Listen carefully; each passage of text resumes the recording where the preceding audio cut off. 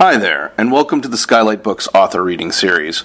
If you'd like to learn more about us and our many upcoming author events, please visit skylightbooks.com, where you can browse our inventory, buy books, and join our Friends with Benefits Club. You can also follow us on Twitter, Tumblr, and Facebook.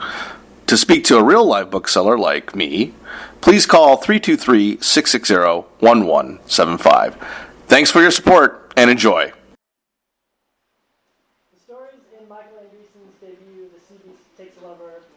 Tremendous praise.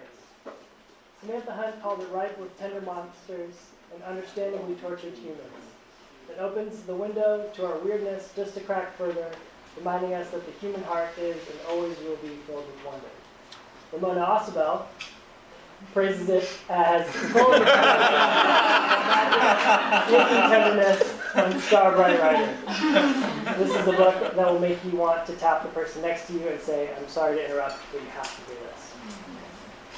Michael Andreasen's writing has appeared in The New Yorker, Tin House, Zoetrope, All Story, Quarterly West, and elsewhere. He received his MFA in fiction from the University of California, Irvine, where he is currently a lecturer in the English department. C.B. Takes a Lover is his first book. Ramona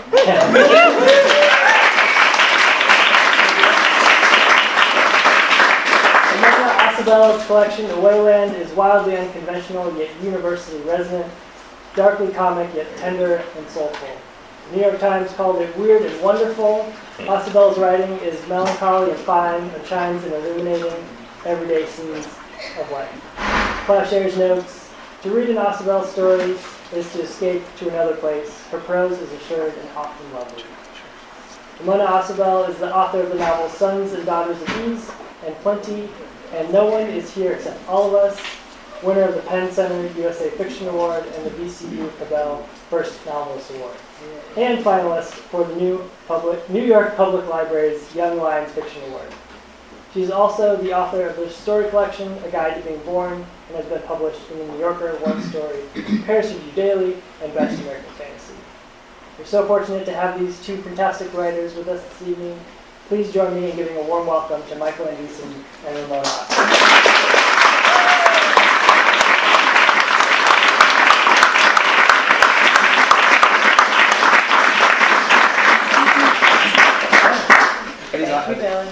No, this is just for show. There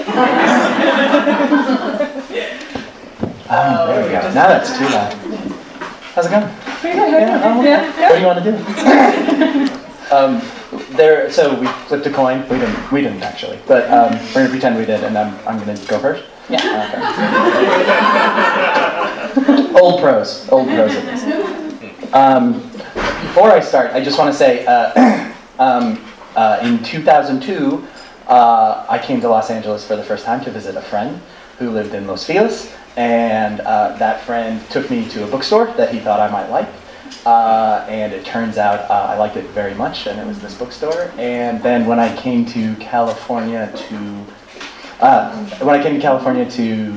go to school, I was coming up here more. This is nice because I can just look at you and I can just pretend I'm just talking to you.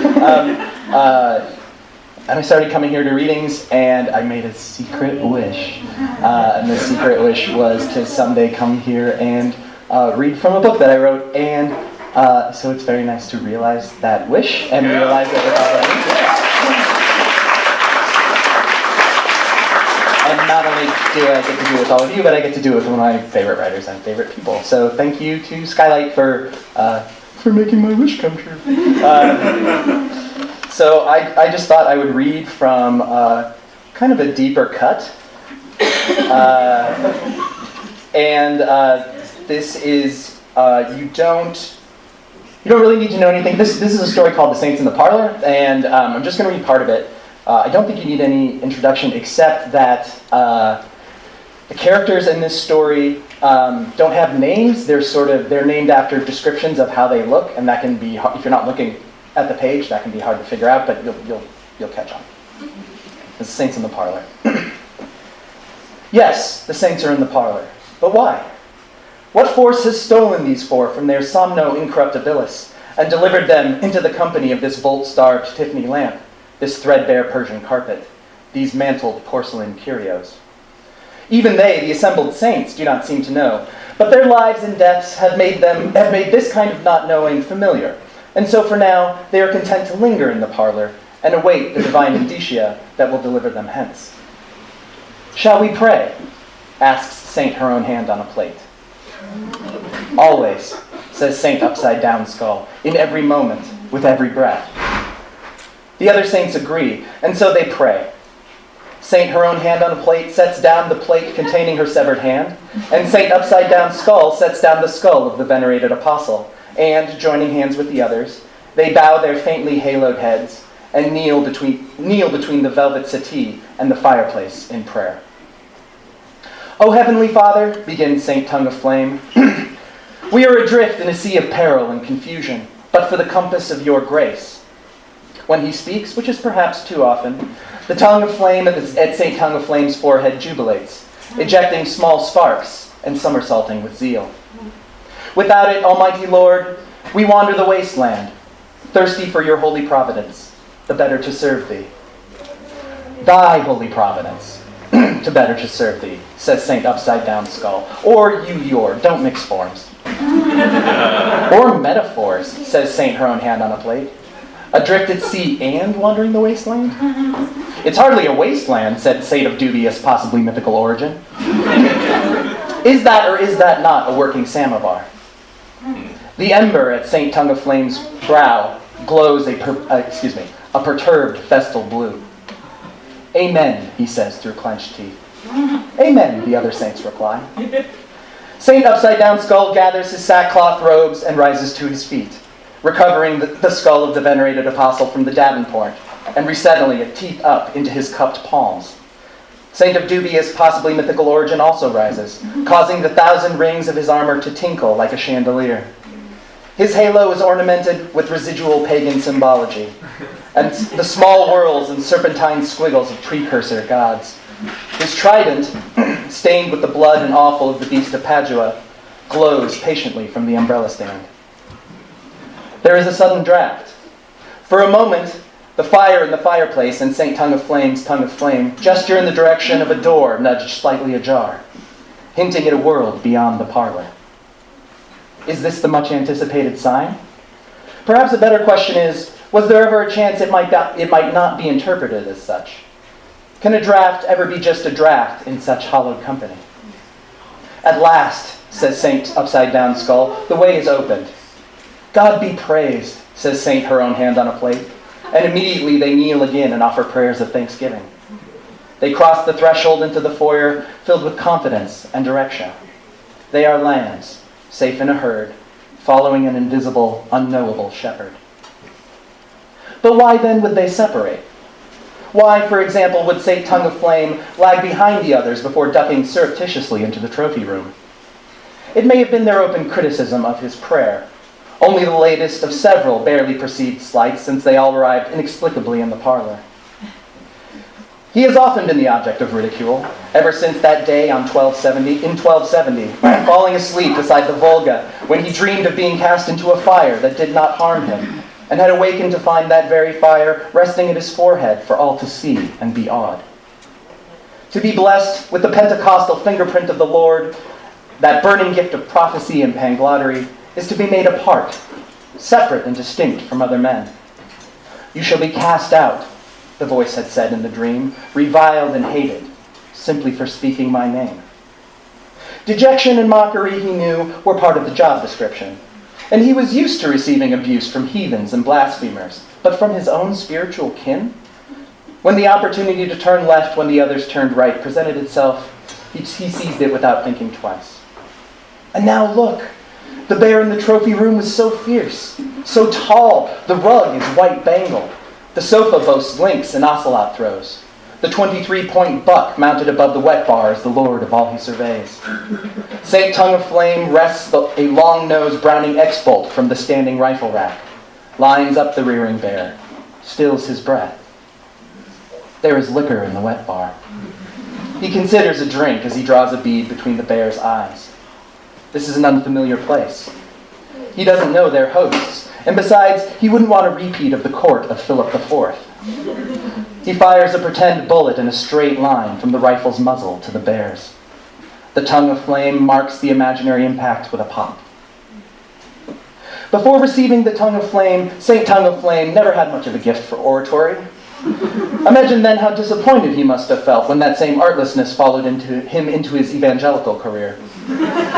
True, the tongue of flame had allowed him to proselytize to all peoples in all languages, but it had failed to imbue in him the required charisma to ensnare the hearts and minds of men in the crook of his fervor. In Albacete, he had preached for days in front of the old Moorish bazaar, but aside from the occasional grin at the novelty of a Slav with a burning forehead speaking flawless Arabic, few people had paid him any heed. Escaped. It was the same story in Capetian France, and among the Seljuks and the Nords.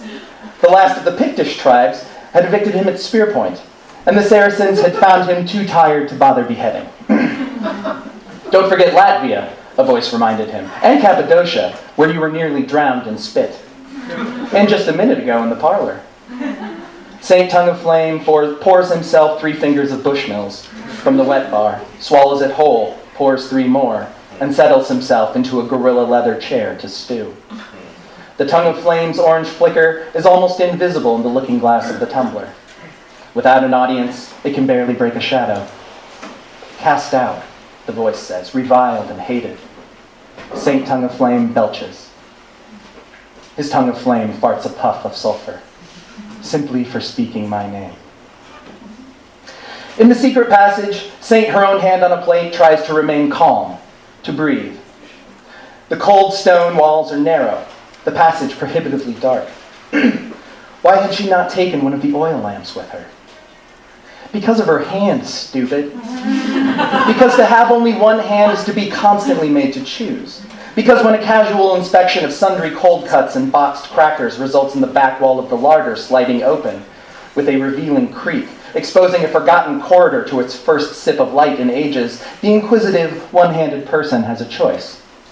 Bring the oil lamp stationed conveniently on a nearby oak barrel, or bring the plate containing your own severed hand, the undecayed symbol of your steadfast devotion and purity, the object present in all earthly depictions of you, from statues to icons to oil paintings hanging in nearly every transept in Eastern Europe, the one thing from which, all evidence to the contrary, you have never been parted. For Saint, her own hand on a plate, it's a no-brainer.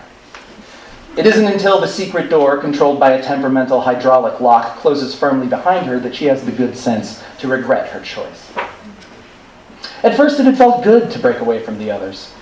After the disappearance of St. Tongue of Flame, the 3 remaining saints had spent several minutes in the library praying for further guidance before their meditation was disturbed by the growling of Saint, her own hand on a plate's stomach. You are in need of repast, said Saint Upside Down Skull, with the unconcealed scorn of the perpetually fasting. It's nothing, she had said.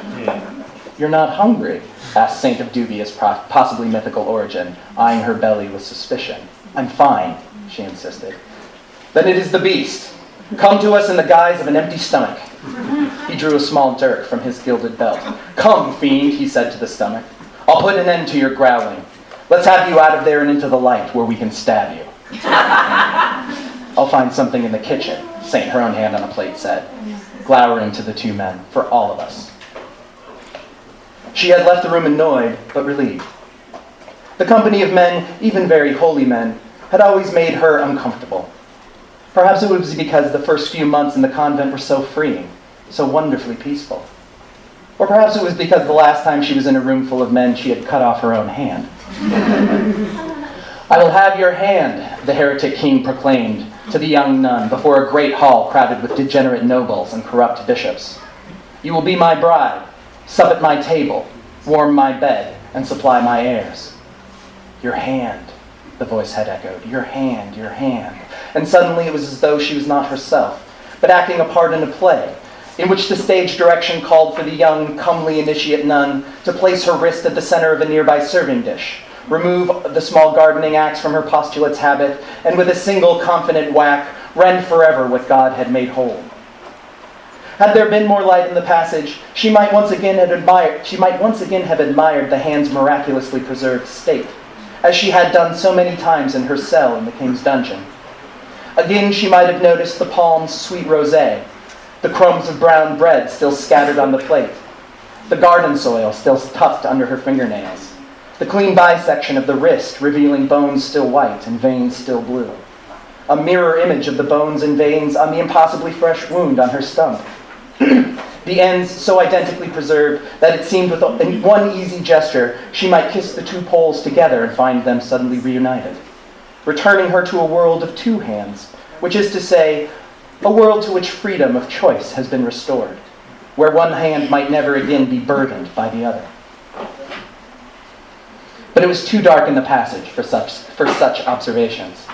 The walls are too close and growing closer. It is too much like the cell where she had been kept. The quiet dampness too much like that quiet dampness. The dim light from her halo too much like the light emerging meekly from under the barred and bolted door, which at any moment might be impeded by the wine-drenched shadow of a man. Her breathing quickens. She wants to release the plate, to reach for her gardening axe in defense of whatever might be out there in the dark. But that was another time, another habit. Here, there is only the hand on the plate, pulling her towards an even deeper darkness. Just beyond the aviary, the sculpture garden is a hodgepodge of styles and subjects.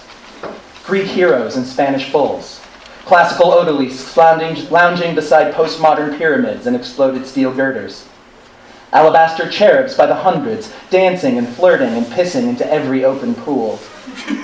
Saint of dubious, possibly mythical origin rests his trident between the horns of a stone satyr and sits at the edge of the koi pond. It is night. A half moon is in the sky, and in the water, and in the glittering disco ball of his chainmail.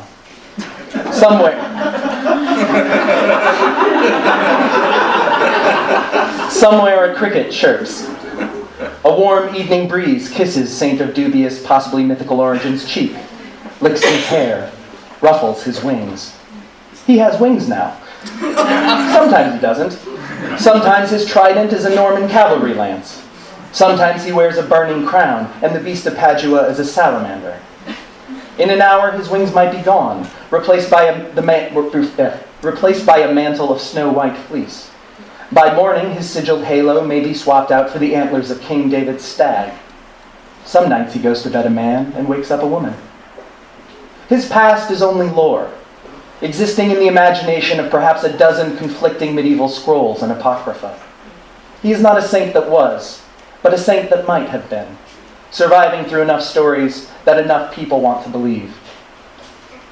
Beyond the pool of bubbling carp, somewhere deep within the garden, the beast of Padua purrs like a jungle cat, announcing its readiness to be slain again.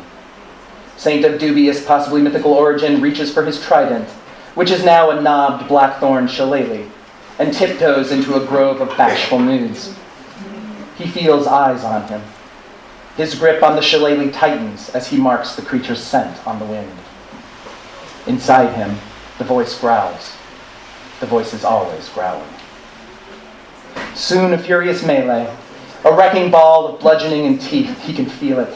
Soon a garden of rubble, amputated granite limbs, and plastered polyhedrons reduced to blasted ageometric chunks. Soon the beast smote and the saint victorious, or grievously wounded, or perished beside his prey, claws buried in each other's throats, hate in both sets of dead eyes, and then too soon after, on their feet again, relocated to a sun-bleached desert or a forgotten cave, some other version of their story in some other grand theological metaphor, the whole maddening engine primed and kick-started and revving to life again. But here in the antebellum moment, Saint of dubious, possibly mythical origin, is at his least confused. He perfectly comprehends the ever-shifting amalgam of his own iconography, the animal barking of his own brain. In this moment, he is the most consistent and real that he will ever be. The shillelagh feels like part of his own hand, and like the hand of something greater, a mightier, more righteous hand with which he might cave in the skull of the world. Under the hoof of the stone satyr, the same cricket chirps. "Quiet, flea," says Saint of dubious, possibly mythical origin. "Can't you see I'm stalking?" "What you stalking there, big guy?" asks the cricket. "The beast of Padua," says the saint, "the enemy of creation." Nobody here but us crickets, says the cricket. I feel it approaching, says the saint. You need to chill out, pal, says the cricket, giving the saint the double guns with its antennae. Take a load off. Do not tempt me with rest, Saint of dubious, possibly mythical origin says, for my vigil is long and fraught with peril. In that case, the cricket says, how about some vigiling music? And with its legs it violins the first few bars of nature's most recognizable lullaby.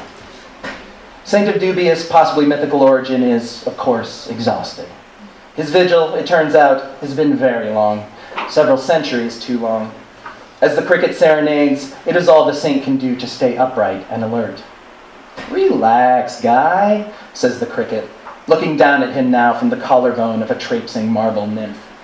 The creature's legs continue their minstrelling. It is such a powerful symbol, that chirping, so synonymous with drowse, with the occitant laying down of burdens. Before he knows it, the saint is on his ass.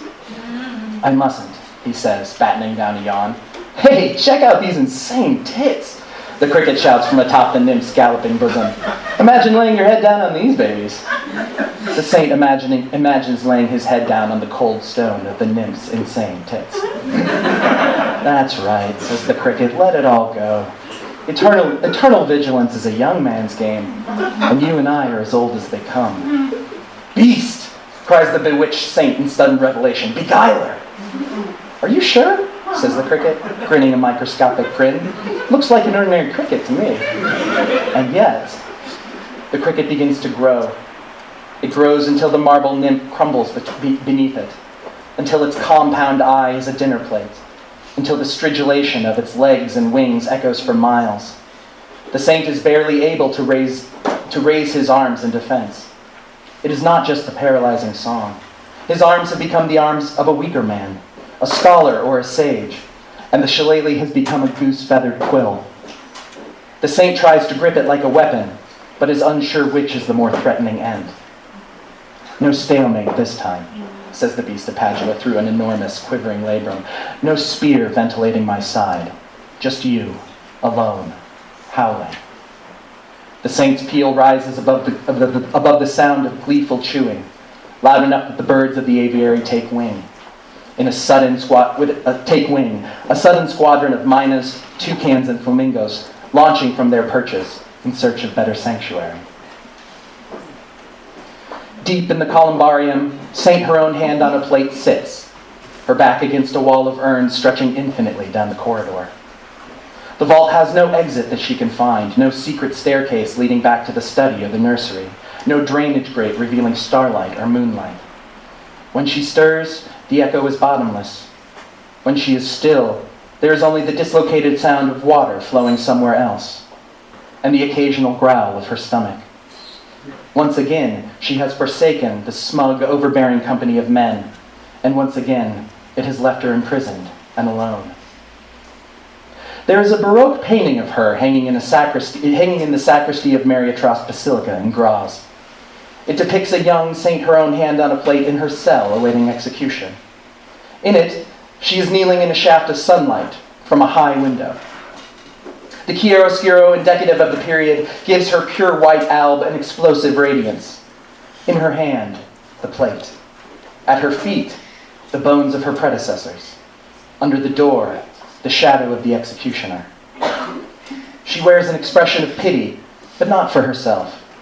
It is the bones she pities, the executioner, the world of sin and cruelty that she will leave behind. But in reality, there had been no shaft of light, no window. She had not knelt, but had lay curled and shuddering in the corner, as far as the door as possible, waiting. She does not kneel now in the columbarium either. One leg lies straight before her, the other bent upright at the knee, and it is on this knee that she rests her unsevered wrist, leaving her still attached hand to dangle at her shin. The plate with her other hand sits in one of the empty alcoves, at home in the company of other dead things. The underground room is full of them, row after row of an incinerated ancestry leading down into the darkness. The masters of this house are here, generations interred in clay and copper vessels, listening to the water run. She wears no look of pity, and indeed feels none, for herself or anyone else. Art gets so many things wrong. Except for the man at the door, the voice reminds her. There is always a man at the door. Thank you.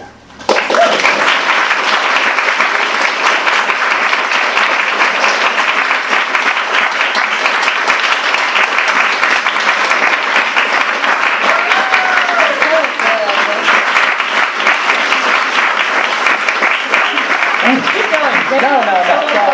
This is the best. Like, we get to be each other's hype man. This is why it's so cool. Like, I have to get a good listening post.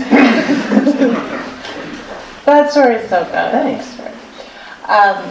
Thank you, Skylight. Thank you, all of you. There's so many good people in this room from all different parts of lives, both of our lives, and it's really, really awesome to come back here. I feel like it doesn't feel like a real thing until I come to Skylight. I'm like, yeah, it's a book, whatever. Like, I'm home. Have I gone to Skylight yet? It doesn't count. I first read yours work like 13 years ago. Oh my gosh. And I'm just going to make a request in public right now that can you please not take that long next time? Yes, sure, done. Easy. I don't Writing want to wait books that is long. easy, yeah. It's not going to work for No, me. fair enough. It's all right. Well, we're not all on our fourth book. But we'll get there. So was that embarrassing? I think it's amazing. Anyway. I'm going to read you a very short story. It is called You Can Find Love Now, and it's in 2 voices. You will catch on. You are lonely, but you don't have to be. You have so many great qualities. Just think of all the single ladies out there who are waiting to hear from you. Whether you are looking for lasting love or just a little fun, this is the only guide to online dating you'll ever need. Within the hour, you'll be on your way to eternal happiness. Let's get started. When creating a username, keep in mind that it should be concise and easy to remember. Make it personal. If you're a dancer, maybe try Hip Dancer 21. Find me at Cyclops 15. Cyclops 1 through 14 were taken. Now choose a tagline that will attract the woman you want. Secret. Do what no one else is doing. I'm 8 feet tall, and I have 1 giant eye. What are your interests? Be honest, but enticing. I hand sew my own shoes using a needle made from the fang of a wolf. I sleep hot. I want nothing more than a sheet on my bed, even in winter, even in a cave. Know who your target is. Where does she live? What does she look like? What hobbies does she have? I like fat girls, old girls, tall girls, tired girls. Girls who lack adequate clothing. Girls whose best idea for getting my attention is to send a photo of themselves holding suggestive popsicles, their fists covered in red melt. Girls in wheelchairs, girls who work professionally at the Renaissance Fair. You could choose other men. Men who like to think about feet, men who have thick back hair, men whose greatest pride is the time they flew to a nearby nation and tried to deplete its store of alcohol and slept on the beach one night. Wasn't that so fun? And when they woke up, everything had been stolen or lost, and they had to walk back to the pastel yellow hotel naked in the early heat of another day in paradise. Everyone has had good times. Everyone has a picture of himself in front of a pinkening sunset with a glass of white wine. Choose them if you want to. Choose me if you want someone to hold you above his head in the moonlight, bite your wrist until the first rust comes out. Tell the ladies a little more about yourself. What's your own unique story? The first generation of Cyclops were forgers. The next generation, my generation, was a band of thuggish shepherds living in the grasslands of Sicily. We trapped so-called heroes in our caves. We bit into the warm butter of a human leg. But the only one who got famous for it was my brother. We still live under volcanoes, hacking at iron, trying to revive the old tradition. I left home, too hot, too old, and live in Washington State. I like the fog. I like the rain. My volcano is more famous than any of my brother's volcanoes. I never hear from them. They're not on email. I teach online English classes not to get paid, but because I like to feel smarter than someone else. One or two people in this room can relate to that. I teach all the classic books except the Odyssey. My photos are taken in profile. Maybe there's time to get braver, to embrace my own unique beauty. I subscribe to the magazines that tell me that we are all beautiful, if only we could learn to tap into our potential. I am me and no one else is me, and that is a miracle. I am a miracle. The downside. My mother has been dead for some hundreds of years, so you'll never meet her. The upside. My father is the god of the sea. So we can guarantee good weather on our honeymoon cruise. He's shitty at love, my dad. He smells like an over-cleaned wound, and he won't quit working. Every day and every night, somewhere in one of the world's oceans, my father is striking the surface of the abyss with swords of fire. Do you smoke? Do you drink? How often do you exercise? Do you support charities that help animals? With an unexpected bonus, would you A, donate to a cause you really believe in, B, save half and spend the rest, or C, celebrate with your friends and margaritas? If you want me to set a trap, I'll set a trap. A first date picking blueberries in the whitest, cleanest sunlight, tin pails. I'll bring sandwiches and chilled Chardonnay and tell you that we are already the good people we wanted to become. Maybe you'll be generous and keep up the conversation all afternoon. Pretty Karen 98 was generous. Pretty Karen 98 looked into my eye when we chatted online and laughed at my jokes. But she never answered my messages after our date, even though her status was still marked single. Don't mention your previous relationship history. Leave your emotional baggage packed and in the closet.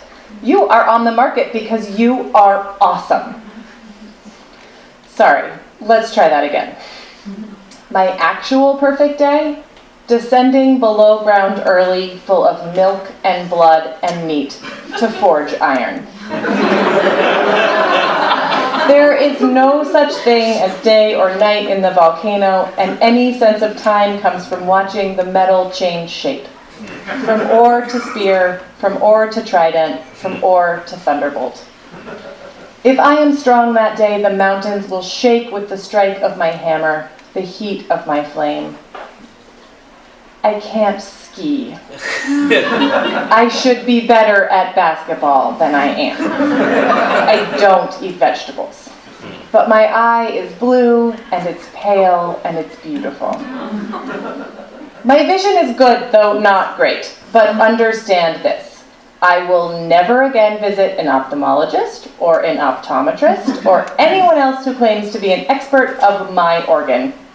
I do not fit in the chair, and I wish I could forget lying on my back on the floor of that darkened room while a small man climbed onto my chest with that sharp point of light. I'm not sorry for what I did to him. Now he can see for himself what it's like to have one eye. You have almost finished creating a magnetic online dating profile that will attract more women than you ever thought possible. What else do you want the ladies to know? Remember, be yourself. I do remember the old feeling sometimes. A maiden washes up on my island, tailed or otherwise. The cave is sweating and there are mineral stalks growing from the ceiling.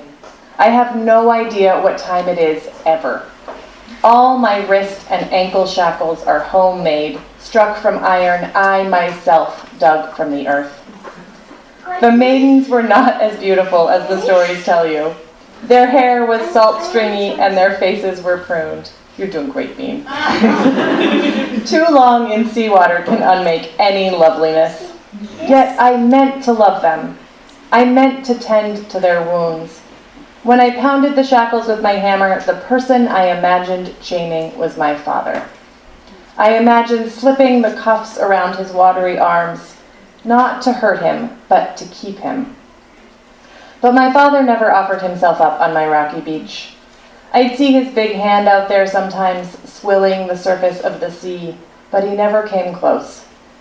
Maybe he was the one who threw the maidens to me, his dear son, his wifeless boy, wanting an heir.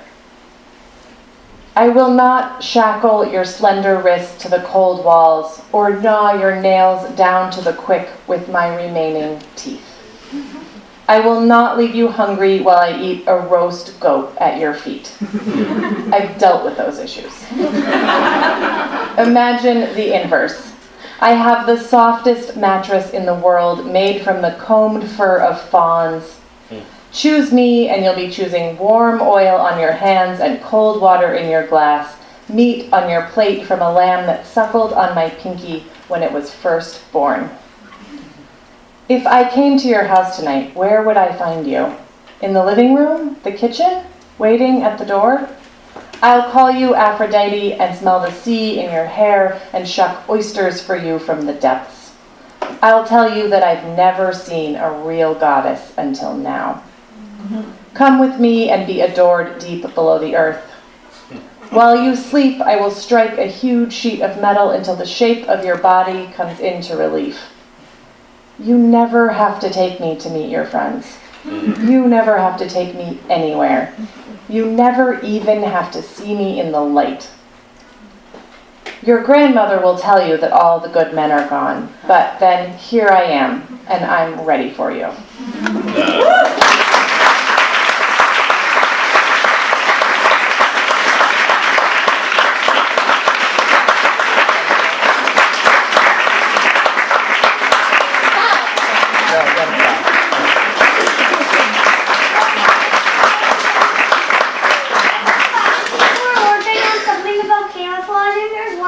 He wants to buy the camouflage even. I think you have to get the camouflage. This is a wonderland of things that we all want to buy. I totally get it. Yeah, that was great. I miss you. That was great. That was wonderful. Yeah. I guess question? This is the part where we have questions for each other. If you guys don't have questions, but we figure you might. Or we could just catch up. That's true. While people watch. Eden has a question.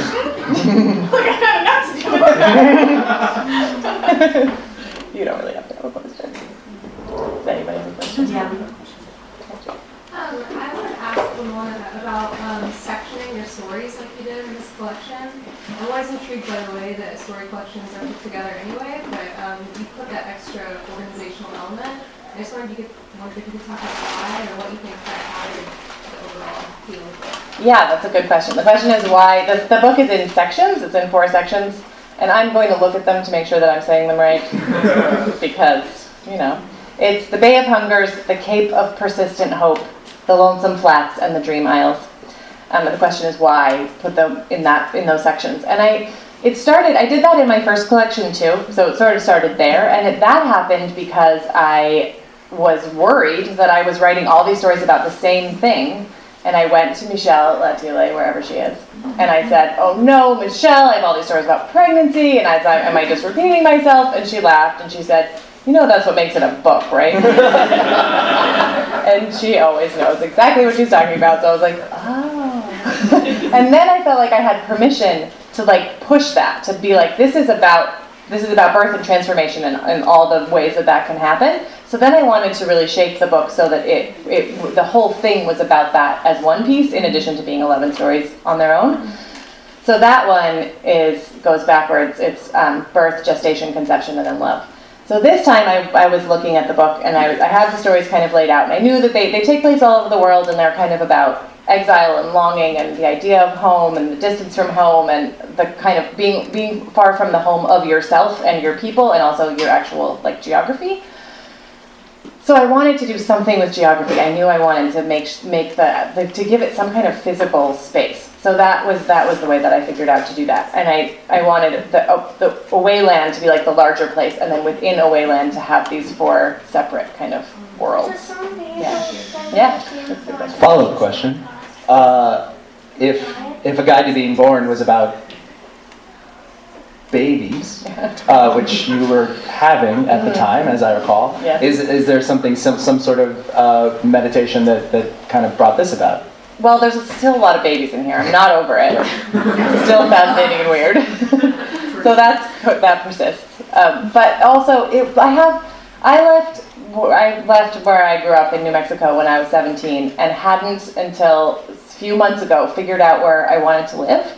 And I had moved every couple of years for all that time, for 20 years. And I felt this like real feeling of like, will I ever have a home? And what does it mean to have a home? And what does it mean to have, for like wandering to be my home? Like I felt like the only time that I felt completely like right was when I was moving. And so I was thinking about that, like movement as a place and the wish for a steady place, but then also the fear of a steady place, and then people who have been kind of kicked out of their places, and all the iterations of what place does, and the like your own identity as like a location also. Right. Yeah, so that's in there, but also babies. Your work, I love you. Oh, great. No, please. No, I'm fine. I'm very confident. So, your work has, it hovers at a depth and then resounds. And I know you know what I'm talking about. And when you get yourself there, do you know you're there? How do you get yourself there? Do you arrive there? And what gives you the bravery to cover there and come out alive? You know what I'm saying? Because you're in a very courageous spot. Thank you. And I'm just, could you riff on that for me? Okay, so let's see. The question is how to like hover at a depth and then go into it. Is that what you're talking? Like hang out in like an idea and then dive into it? Is that what you're talking about? It's sort of like you strike a match against the most awesome horror of human existence and come out. You just come out alive and singing. And I'm just wondering, maybe I'm wrong. You don't know that process. You don't feel it coming on. You don't feel it not working. You don't feel it happening. Yeah, I think I'm always only writing because I want to get to something that is truly deeply troubling or beautiful or that feels profound to me in some way. So I'm writing toward that. And the other pieces, like the structure around it, is in service of that. And if it doesn't ever get there, like if it's just a clever idea, if it had just been a clever idea about a Cyclops writing an online dating profile and it had gone where we expected it to go, the story wouldn't have interested me after a while and I would have given up on it. And I have plenty of those stories that start with a funny idea and then peter out. And so it has to go, if it's not going to go all the way down, then it doesn't matter to me. So I guess it's just trusting that and trusting that the question, it has to be urgent for the story to come to life, I think. Do you have that? Do you feel like? Yeah, no, it's a very similar thing. I think when we had a guest workshop leader named Brad Watson, who's an amazing writer, whose books you should read right now. But he called it the black hole. The black hole in the story that like everything that you can't see, but that everything seems to like it has so much gravity it's drawing everything in. So like and sometimes that's just an idea. And I think that sort of gets at, that's what I'm looking for too. And not like you, I have stories that are like, this is just a funny idea, this is just a cute idea, and you get to the end and you're like, that was just a cute idea, that's all that was. Yeah. But sometimes you don't, and it feels like you can't see it, but you kind of know it's there because it's pulling at everything else. Exactly. That's such an abstract, cop-out answer. But it's great. I think about that all the time. That's still one of my main things. Yeah, he called it the black hole to which all other matter is drawn. Yeah, exactly. Yeah. Exactly. With you, it feels like you're dropping off a cliff. And you're landing with hope, and it's just an amazing. Your stomach just goes through the earth, and then it's so revelatory and uplifting. Oh, thank you. That's lovely. Thank you. Dropping off a cliff. Let's do it. So when you wind up in the parlor, what were your saint's name? Yeah. What's my saint name? Saint probably shouldn't be a saint. Saint somebody messed up in the whole canonization process. That sounds right. That's a great thing. That's really good. Over there. Oh, hey, yeah. To ask going? It's going great. Stand up. Yeah. So last week, we're at class over here. We got the chance to talk to Michael. These kids, by the way, these guys are go to high school here in Los Angeles. What school do you go to? Yeah, what school do you go to? The School of Los Angeles. This is our teacher over here. Yeah, Amanda Fouché is their English teacher. And by the way, yeah. And I went and talked to their class, and they asked like some of the smartest questions I have ever received. So now I'm really scared that there's another one. I'm actually going to repeat a question just because. Oh, sure. Yeah, great. I already know the answer. I'm not going to give them your answer. Just Okay. No, thanks. Yeah, let's pretend that we do. We asked Michael about why he's interested in the fantastical, the absurd, this American cynicism, and he said, I was going to say. I've totally forgotten. Thanks. No, what did I say? What? No, why mention it? It was the intersection of energy. So. It sounds smart. The intersection of something. No. It is sort of. There's. I actually have a slightly different answer, and because I was kind of thinking about this recently in a different context. There's a kind of, I think when we write with the fantastic or the ridiculous or whatever, I think we're kind of trying to we're looking for that black hole, I think, in a weird place. And for me, it's often just like sort of trying to throw in interesting things to keep me awake while I'm writing it. But I also think there's something great that happens with the fantastic. I was thinking about, so this is a bit of a digression, but I was thinking about this today. I was trying to think of where I first got the sense of that, like of the fantastic in the normal or in the everyday, and I actually think it's. You guys read C.S. Lewis? Read like The Lion, the Witch, and the Wardrobe? It's that lamppost. That lamppost, I think, is my favorite object in fiction because it's like. Lucy's playing hide and seek. She goes to the wardrobe, and there's this. She winds up in this forest, and a forest is a perfectly normal place. And then the first thing she sees before she sees a fawn or a dragon or anything is the lamppost, and a lamppost is a perfectly conventional object. And you put the two together, and they both become magical. Suddenly, the forest is magical because it has this weird thing, and the lamppost is magical because it's in a forest. And I think when I am thinking about using the fantastic, it's because it tends to bring something out of both. It gives the story a kind of fantastical energy that is really nice for the story, and it also the emotions inside the story that might seem foreign because they're taking place in this weird place because they're happening like saints who are in a house for no reason. Maybe there's a reason. No, there's totally a reason. But it suddenly like throws everything kind of out of focus in this way where everything feels kind of defamiliarized. I think to the class I described it as a kind of encrypting and decrypting. Like we're sort of taking a conventional emotional experience or human experience and encrypting it in this fantastical world. And then the reader has to decrypt it. They have to take it from the fantastical world back into their own lives and find out how it attaches to something that they understand, something true that they feel. And my stories end up cynical because that's how I feel. That's when I look around. A lot of times you see, I think that maybe mine end a little more cynically and yours end a little more hopeful and we need both. Yeah, okay, that's all right. Good question. Yeah, great. Yeah, Tom. Actually, that's sort of a follow-up to that. Yeah, great. Do you feel like the encrypting and decrypting approach to fantastical or magical, realist or whatever, is it hard to avoid it? Does it ever become sort of just a metaphor kind of thing? Like this just means this. Like how do you sort of keep it sort of like...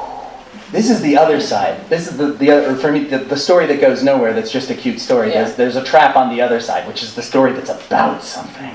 And it's always a really perilous moment when you realize what your story is about. Because then you have the temptation to really make it about that. And if that gets to like kind of what you're talking, now you have to pretend you don't know that and keep writing it as though, because these still have to be real people in a real situation, or maybe not real people, but the terms have to feel real, and you still have to engage with it on a human level first, and it has to work on a human level first before it can have these other themes and meanings. The Tom pass. Yeah, I agree. I think I have to like trick myself out of that also. Like it can't, if I set out to be like, I'm going to write a father-son story, like it comes out stupid. Because it is. Like it doesn't have any teeth. It's not a real thing. And there's no nuance, and then it basically becomes like something that's really easy to write like a 5th grade English paper about. Right. Because then it's like, oh, it's all right there, and we can just, it's all on the surface, and I'm done in an hour, and that's fine. I don't really have to even chew it. I can just kind of swallow it whole. And we don't want that ever. Right. Yeah. But still, like it's like the friction between the cute idea or the clever idea or the title that I like or whatever the thing is that is originally like, ooh, what would that be like? And then something real. So like if I can get those two things present, then I feel like they like drive each other forward. That's right. And then I get a story. Anything else? What are the authors you had to read everything they wrote, and when you got to the end of the body of their work, you just didn't think you could live like that? Just those authors. Can you just name those authors for me? Who are the authors that we read everything that they ever wrote, and when we got to the end, we felt like we couldn't live? That's a great question. I don't know if I have that person. I have people that are like, that I love so much that I don't read everything because I feel like it's either too much like what I'm trying to do at the time, or like I feel like if I read this, I will be so overwhelmed with the greatness of it that I will not try anymore because there will be no point. So like I have read most of the Marquez at this point, but it's like I parsed it out over a really long period of time. I don't know, I think I'm also a really slow reader, so I like to take a long time with every book, and I feel like I get slower and slower the longer I write because there's more that I'm paying attention to, and then so I don't know if I have. Do you have? I actually, this just happened to me because I was, so it will surprise no one who knows me to know that my dad is George Saunders. I think he's great. I thought I'd read everything, and then I realized my friend Inez mentioned that she was reading 10th of December, and I remembered that when 10th of December came out, I was reading the stories, and then I got to the last story, which is 10th of December, and I thought to myself, if I read this story, then there's no more George Saunders. At the time. And so I didn't read it, and then I forgot that I didn't read it. And when she mentioned she was reading it, I was like, oh my God, I never read that story. And I had this wonderful moment of like, suddenly there was like a little, that little last piece of chocolate that you save in the refrigerator and then you forget about it. And then it's there and you find it like late at 2 a.m. when all you need in the world is just that little piece of chocolate. So he was mine, and that was actually a really wonderful experience of like hiding that story from me. But yeah, those are, I even the ones I really love, I can't say that I've read every single thing. Like Barthelme, those are like 100 stories. And I've had time to read 100 stories, but I just keep going back and reading the same 20 that I really, really love that teach me something new every time. So that's another thing too, is sometimes it's not the whole work, it's just these few stories or this one book that you just, that you have to keep going back into because every time you come out, you've got something new. Charles Baxter, do you like Charles? Oh, yeah, we were just talking about Charles Baxter over dinner, for sure. Anything else? Patrick. So Mike, I'd like to say a little bit more about how the CB's got the honor of being the title of the book. I will, but I also want to hear how Awayland got to be the title, because I don't even know that I know that story. No, it was an absolute last minute decision. And it's funny because I had this other title, and I thought the title was fine, but my agent actually made a really great observation. It was called All Else Fails, and it was an okay title, but this is something to think about with titles that I never thought about. So this is actually might be useful to the writers in the room, because I think it's such a smart thing. That title, I liked it, but it's sort of like his case, which I thought was really good, was there's this wonderful fantasticness, or I shouldn't say wonderful. I think whatever. It is. You decide yourself. There's just this amazing. It's just, you guys. There's this kind of fantastic quality that wasn't there in the title, And he was like, I'd really like people to know that that's what they're getting into because that's what I liked about it. And I was like, damn it, that is too smart. That's right. That is a good reason. So I just sort of came, and the title story was not called that. It had a totally other, much stupider title. And so then we came up with that title for the story, and that became the title of the book. And honestly, now I can't imagine it being called anything else. Thanks, man. Thanks. Yeah, it worked out well. What about yours? Because I know this was something you were thinking about too. Yeah, I had 3 books with long sentence titles, so I knew I wanted a one-word title, but I also just knew that I wanted to be like a compound word for some reason. I don't know why I knew that, but I made that decision somewhere in my heart.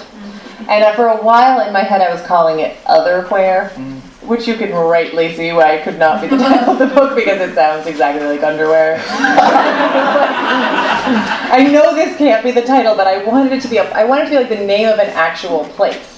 And then, so I just kept playing around until I got Awayland, and I felt happy with it as soon as it appeared. Yeah. And it's so nice to have a one-word title. You can just say it. I'm jealous because I find myself having to really hit the T on CBs. Yeah. C-beast. Yeah. Because you can't go into that next T. That's where I screwed up. I feel like it's the T.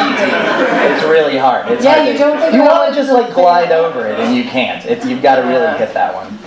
So yeah, one word next time. Yeah. That's good. Right. Great. Anybody else? Yes, Danya. Was there a particular story that you struggled with and was more difficult for you to write, and if so, how did you get through it? Good one. There's a story in here that Michael and Marissa and Matt Summel, who's not here, helped. They helped me with all of these stories. But there's one story in the book where that's got a young couple and they're newly in love, and the girl decides she gets it in her head that she's going to die. I love this story so much. Oh, God. She decides she's going to die. She doesn't really have any evidence to back it up, but she decides it. And then she wants to be with her beloved forever, and so she makes this plan to switch hands. They will undergo surgery and they will swap hands. And it was it is, you now will think I'm crazy, but it's the most autobiographical story. Because it came exactly out of being so completely in love with the person and feeling like one lifetime was in no way enough, and that it was really a really upsetting feeling. There's something wrong here and I have to fix it. And I remember I was 20 or something, 21 maybe, lying in bed and coming up with a plan and being the plan is whoever dies first will agree to move into the other person like a ghost, just move in like a house. I will be the place that you live in forever after. And I woke my then boyfriend, now husband, up in the morning and told him this plan, and he was like, "Sure thing, babe." Sounds good. I was but no, really seriously, you have to agree to do this. So that feeling stayed for years and years and years. And then I came back to writing. I just wanted to write about Martha's Vineyard, where I'd lived, and I set the story there, and I just went from that feeling, and I decided to try to give it a physical form. What would I have done if I were crazy and I had that same exact feeling and I had tried to do something about it in the physical realm? But it was really hard to write because I didn't know how to get right in between the crack of this is impossible and insane and also gross. I needed it not to turn into horror ridiculousness. I wanted it to feel really real and possible, but not absurd either. So it was, you guys helped me with that. Great. Yeah, I remember that. That was good. I think for me it was Jenny, is the one about the girl without a head. We have which you would think would be easy because we all know what it's like to be about it. But no, and really it wasn't a sort of existential problem. I just sort of couldn't figure out. I couldn't find that black hole. I couldn't figure out what the story was about. I felt like there was something going on that I wanted to stay with and keep. I have abandoned stories after fewer tries. But that one I just kind of had to keep going back into and had to try to figure that out. That ending changed a bunch of times. That was just trying to figure out what was going on, but not being able to toss it on the heap. And was it finding the black hole that cracked it? Yeah, I think, and also just coming up with, I normally at the end of stories sometimes I feel fine just kind of casting characters off into the ether. and having like horrible things happen. Spoiler alert. But that one, I actually really wanted to kind of take care of those characters a little bit more. And I felt, sounds silly, but I felt obligated to take better care of them. And so I think I kind of kept going back in until I got them to a place where I felt like they were okay. Mm-hmm. Yeah. Aww. That's so nice. Thank you. Yes, thank you all.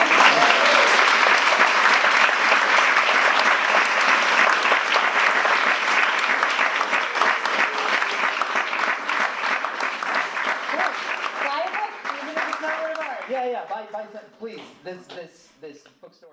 You've been listening to the Skylight Books author reading series. Don't forget, you can listen to this and all of our other great podcasts at skylightbooks.com. Thanks again for stopping by, and we hope to see you soon.